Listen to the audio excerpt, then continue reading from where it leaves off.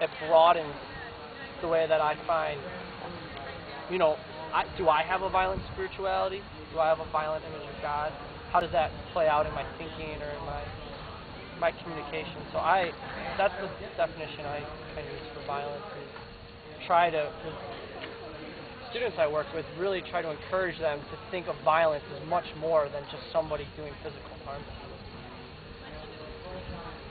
How would we characterize that in communication? How would we apply that kind of because I think that's a really good definition. How would we apply that in terms of how would you communicate? What if someone just says you're being too sensitive? Would it?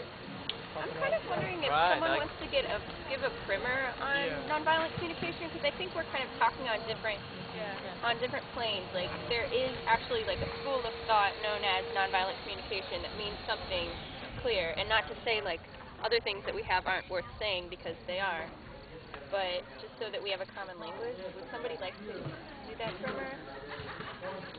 Well, it sounds like there are folks who have different interests too. I mean, do we want to break up? People want to talk about life in a Catholic worker house and some of the needs to respond. I heard people share a bunch of different things about what they were coming here for. I don't know if that would be helpful.